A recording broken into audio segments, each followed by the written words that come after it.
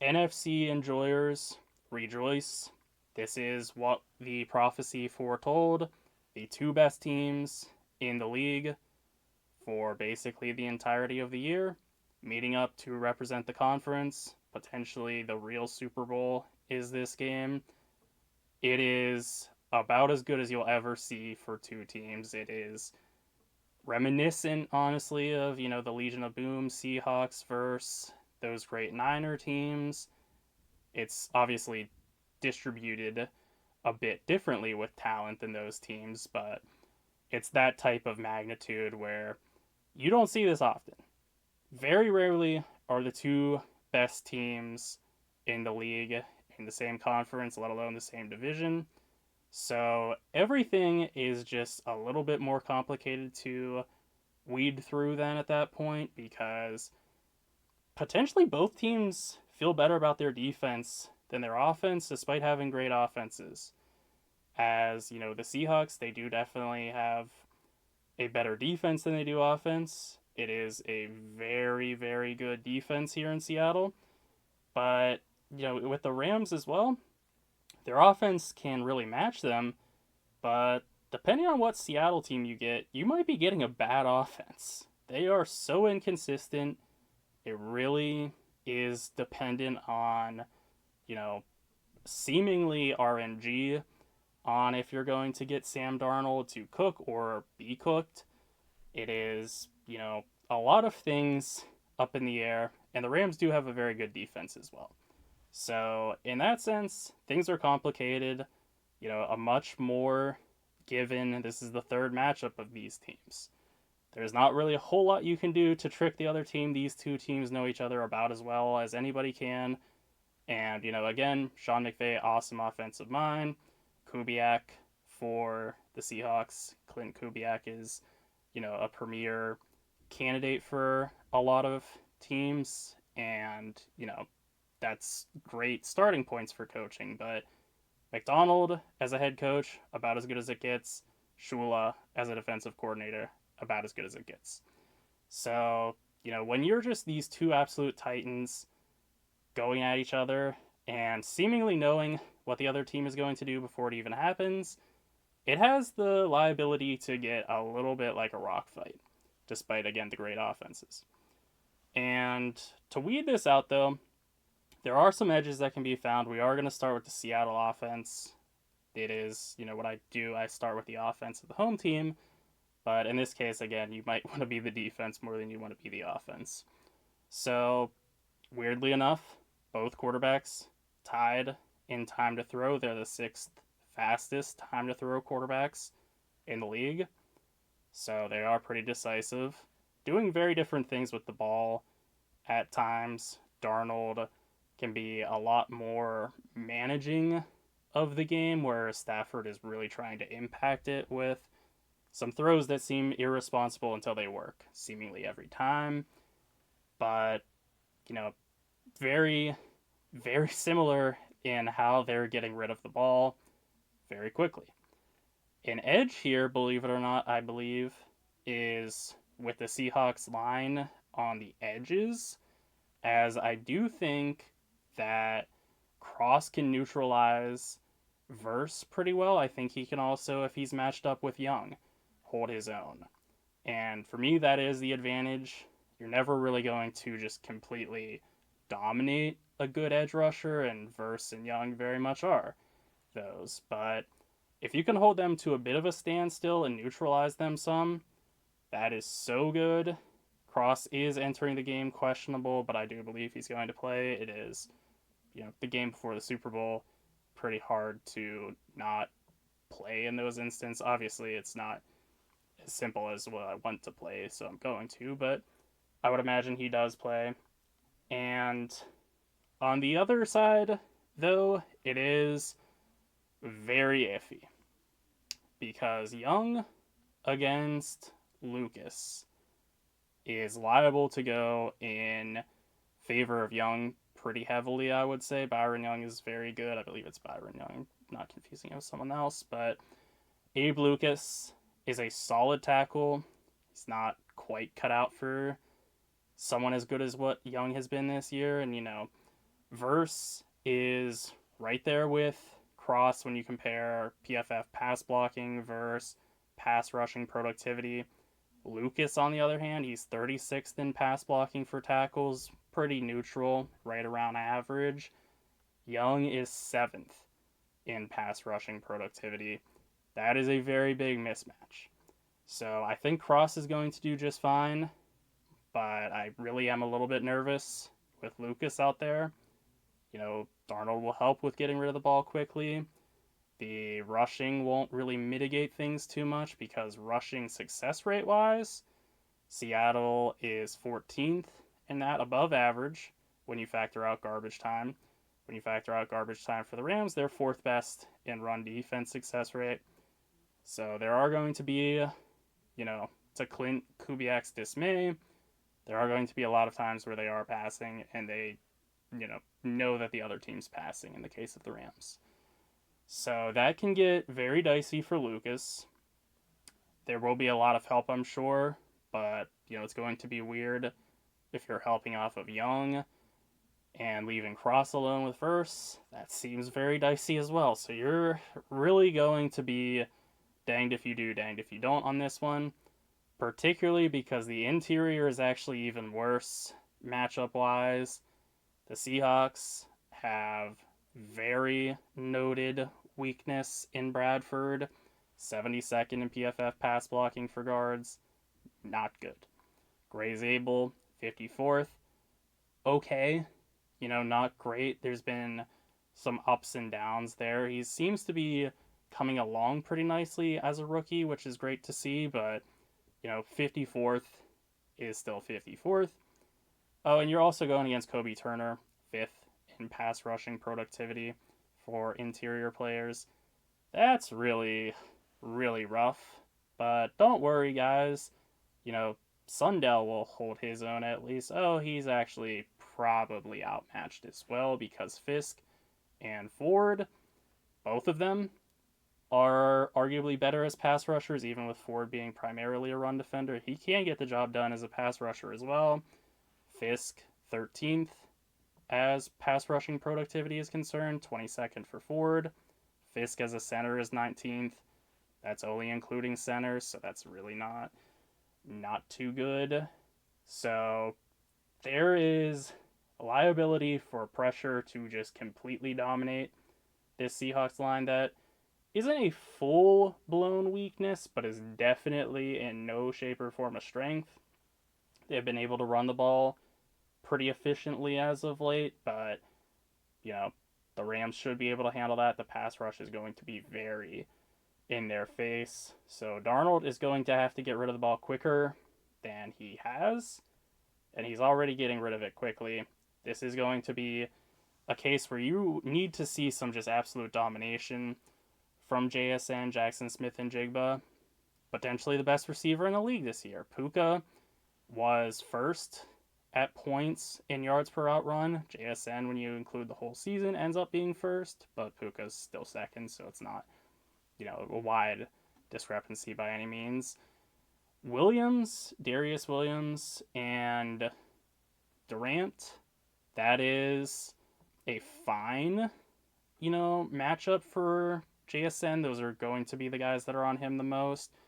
But, we are talking potentially, again, the best receiver in the whole league.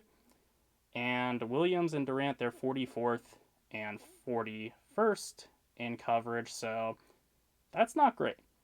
Against most receivers, that's going to be just fine because they can hold their own for sure. But you need a, Patrick Surtain, Sauce Gardner at his best type of deal to really feel good of any sort of way against JSN. And there just isn't that to be had.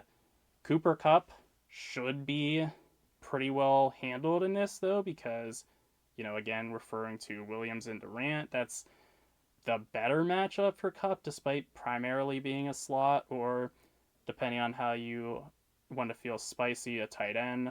But, Williams and Durant are the weaker of the options. McQuarrie in the slot, as well as Curl and seemingly a million other players can play in the slot at a high level. Lake, So, you know, there's not going to be a whole lot of matchups to feel good about in the slot if you're Seattle here. So you're probably going to have to look for Cup on the outside more. It also will help with run blocking because it'll probably mean if he's outside, you have another tight end in there, which should be better blocking. Cup is a great blocker, so you bring in a tight end for a wide receiver functionally and just keep everything else the same.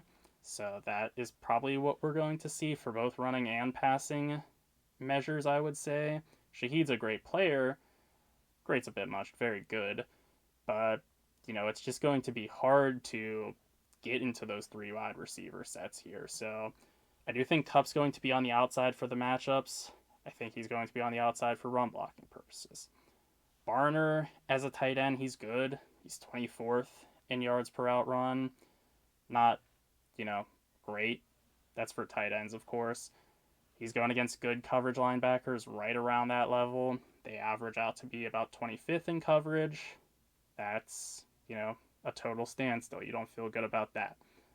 That is pretty much, the long and the short of it with Seattle's offense. You just don't really feel too good.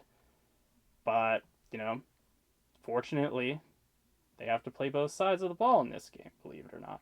So, playoff wise, when you look at playoff expected points, 2 games for the Rams, yes, small sample size, but, when you're getting to alarming numbers, which we are going to get into, becomes a little bit of something at the very least. Their playoff passing expected points added would rank 11th out of all teams. And, that's fine. But again, we are talking, you're going against about as good of a defense as there is in the entire league.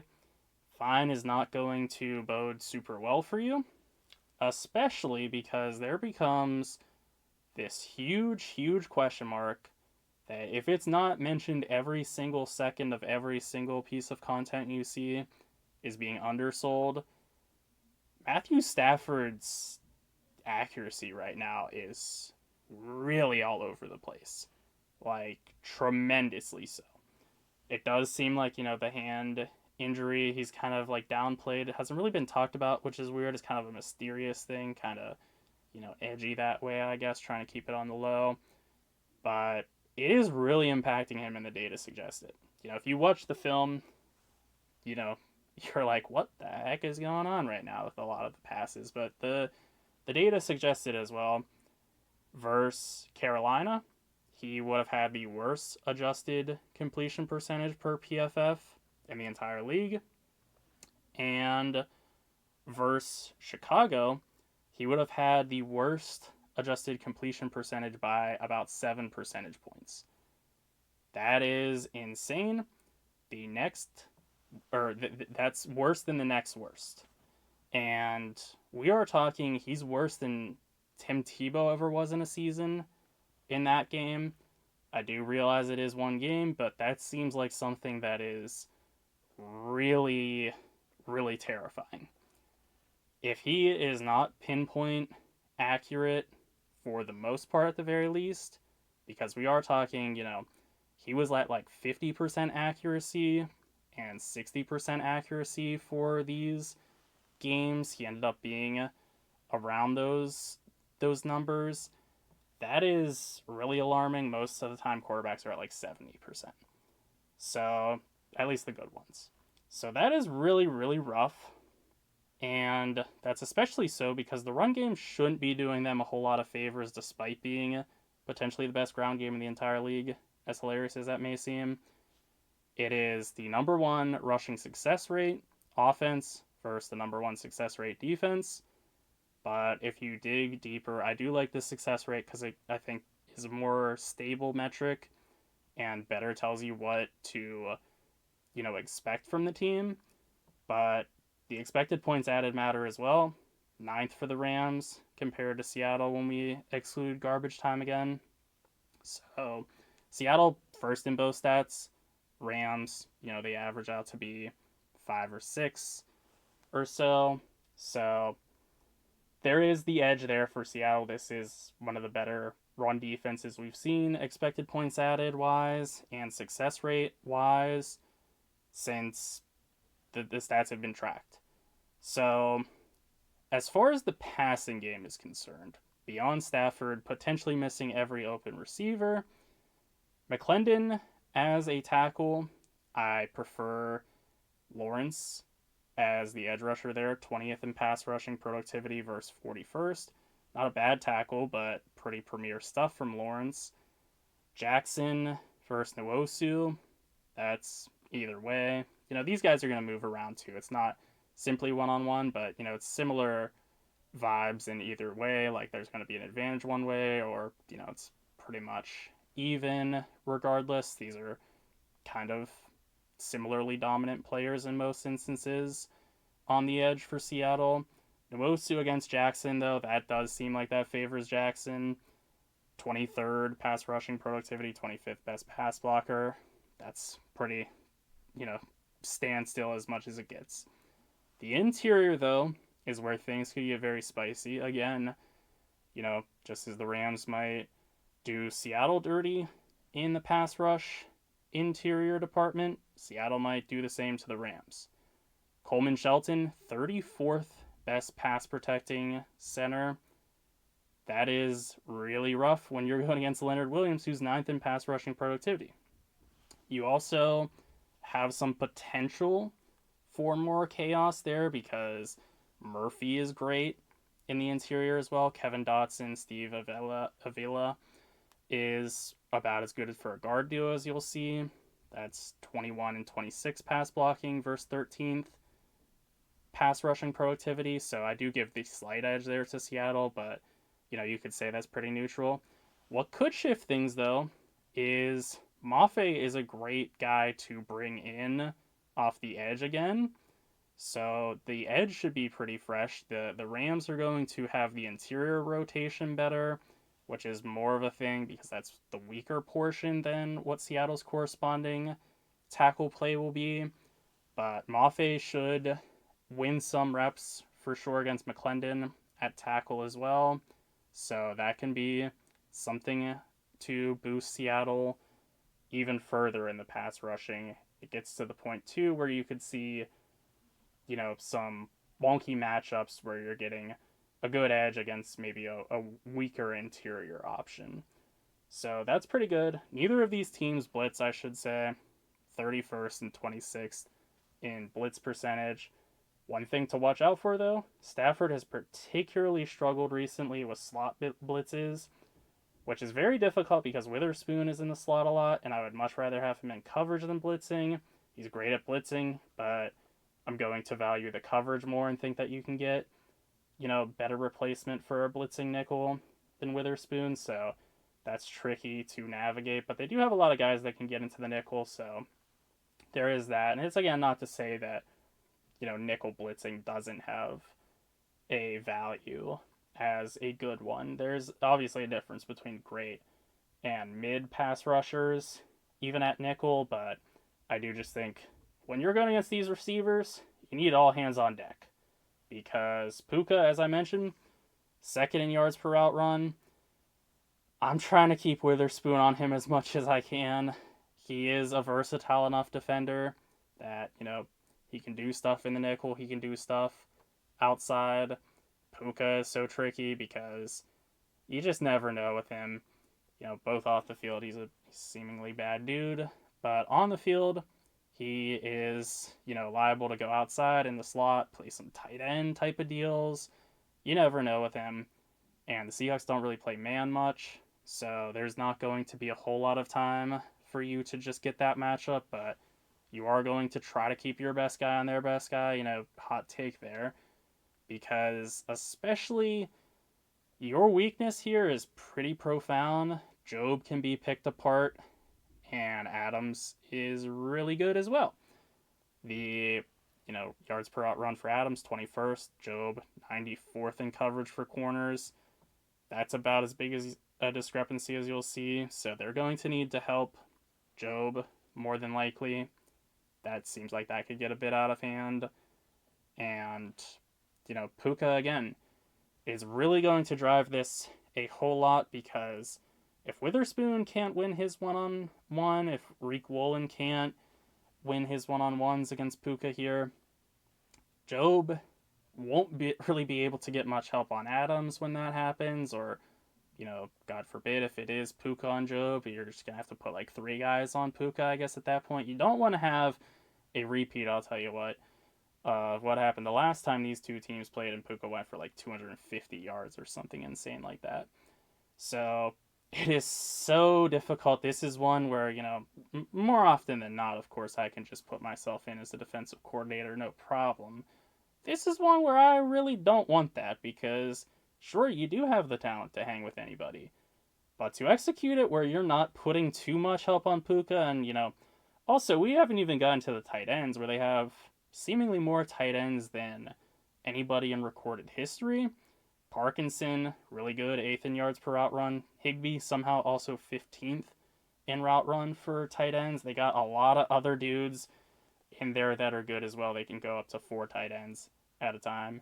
Kind of get comical at a certain point. You can just put like tight ends in the backfield and, just let the talent speak for itself. Ernest Jones, more of a run defender, pass coverage. Drake Thomas, really good as a coverage guy, but Jones worries me a bit as well. He's 47th in coverage. You're going against premier tight ends. That can get a little bit difficult. Jones has had flashes of being great in coverage. He was with the Rams, but that's a ways before this season. And that's also really like one season was his peak in coverage. He's been a run defender seemingly since. So there is a lot of things that can favor the Rams here, but the Seahawks, if they execute, to the level that they can, the talent is not going to be an issue. They just need to be put into the correct spots. And, even with Joe being a weakness, even with Jones being a weakness, potentially, that can get targeted, especially with McVay knowing all the right levers to pull, it can be done. And, I did go into this wanting the Seahawks to win, I must say. I do like my Seahawks. I do dislike the Rams because of Puka's antics. But I'm really split on this one, if you couldn't tell. I do end up leaning, if I have to pick, Seahawks here. If anybody is super confident, don't believe them. They're lying to you. They at least shouldn't be, because these teams are about as evenly matched as you can get. Some things definitely favor the Rams. You can like things for the Seahawks, particularly with the home field advantage. That's nice. Maybe the matchup being more defensive oriented the third time could favor the Seahawks as well. But what does it for me is just being really, really nervous for Stafford's erratic aim as of late, because, again, we're saying he was the least accurate quarterback since 2006 when the stat was tracked by PFF for adjusted percent. Less accurate than Tebow, less accurate than Anthony Richardson. That's pretty rough. Again, I know it is a small sample size, but it kind of matters more than the overarching thing, because something seems different with him given that hand injury. So knowing that, do have a little bit more skepticism for the Rams, but it wouldn't surprise me at all if they do end up closing it out. I think no matter what, we are talking a field goal type of deciding spread here. So, Seahawks minus 2.5 seems perfectly in line. It really is just kind of which team do you think wins. It's going to be close no matter what, but I'm taking the Seahawks here. I do just favor, the home field advantage as a little bit of an edge, and also, again, just being a little bit more scared with Stafford than Darnold, which is insane to say given how up and down Darnold's been and how great Stafford has been. I do just think, though, there is that absolute chaos potential with Stafford missing guys when you're not going to have a lot of openings to work with to begin with. So if you're missing them, that gets you really in deep water. So that's why I choose the Seahawks here. Those are my thoughts on the NFC Championship game. Be sure to let me know what yours are in the comment section. Be sure to like or rate if you're watching through a podcast form. Be sure to subscribe or follow. Thank you for watching, and be sure to treat yourself like a friend.